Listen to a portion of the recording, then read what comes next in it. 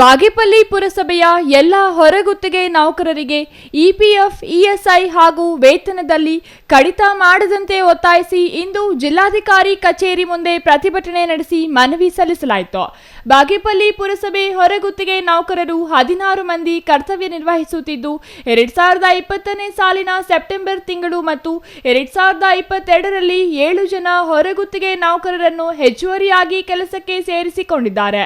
ಒಟ್ಟು 23 ಜನ ಹೊರಗುತ್ತಿಗೆ ನೌಕರರಿದ್ದು ಇವರಿಗೆ ಇಪಿಎಫ್, ಇಎಸ್ಐ ವೇತನ ನಿರ್ವಹಣೆ ಮಾಡಿಲ್ಲ ಹಾಗೂ ವೇತನದಲ್ಲಿ ಕಡಿತ ಮಾಡಿರುವುದು ಜೀವನ ನಿರ್ವಹಣೆಗೆ ಕಷ್ಟವಾಗಿದೆ ಎಂದು ಅವರು ಅಳವತ್ತುಕೊಂಡಿದ್ದಾರೆ. ಕರ್ನಾಟಕ ರಾಜ್ಯ ನಗರ ಪಾಲಿಕೆ, ನಗರಸಭೆ, ಪುರಸಭೆ, ಪಟ್ಟಣ ಪಂಚಾಯಿತಿ ಹೊರಗುತ್ತಿಗೆ ನೌಕರ ಸಂಘದ ರಾಜ್ಯಾಧ್ಯಕ್ಷ ಎಂಬಿ ನಾರಾಯಣಗೌಡ ಮಾತಾಡ್ತಿದ್ದೀನಿ.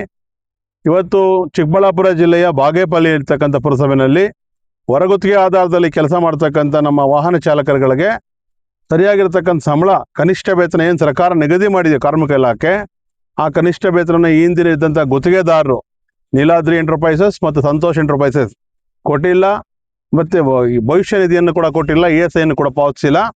ಎಲ್ಲ ಈ ಹಣವನ್ನು ಅವರು ವಂಚನೆ ಮಾಡಿದ್ದಾರೆ ಈ ಬಾಗೇಪಲ್ಲಿ ಪುರಸಭೆಯಲ್ಲಿ. ಇವತ್ತು ನಮ್ಮ DUDC ನಗರಾಭಿವೃದ್ಧಿ ಕೋಶದ ಯೋಜನಾ ನಿರ್ದೇಶಕರಿಗೆ ಈ ಸಂಬಂಧವಾಗಿ ಜಿಲ್ಲಾಧಿಕಾರಿ ಪರವಾಗಿ ಒಂದು ಮನವಿಯನ್ನು ಕೊಟ್ಟು ಆ ಎರಡೂ ಏಜೆನ್ಸಿಗಳನ್ನು ಕಪ್ಪು ಪಟ್ಟಿಗೆ ಸೇರಿಸಬೇಕು ಮತ್ತು ಕಾರ್ಮಿಕರಿಗೆ ಬರಬೇಕಿರತಕ್ಕಂಥ ಬಾಕಿಯನ್ನು ಕೊಡಿಸ್ಲಿಕ್ಕೆ ಬೇಕಿರತಕ್ಕಂಥ ಅಗತ್ಯ ಕ್ರಮಗಳನ್ನ ಕೈಗೊಳ್ಳಬೇಕು ಅಂತೇಳಿ ಈಗಾಗಲೇ ಮನವಿಯನ್ನು ಕೊಟ್ಟಿದ್ದೀವಿ.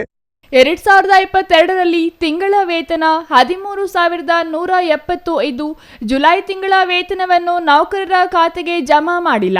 ಕೂಡಲೇ ಈ ಸಮಸ್ಯೆ ಬಗೆಹರಿಸಿ ಬಡ ಹೊರಗುತ್ತಿಗೆ ನೌಕರರಿಗೆ ಸಹಾಯ ಮಾಡುವಂತೆ ಅವರು ಜಿಲ್ಲಾಧಿಕಾರಿಗಳಿಗೆ ಮನವಿ ಸಲ್ಲಿಸಿದರು. Ganesh R, CTV news, Bagepalli.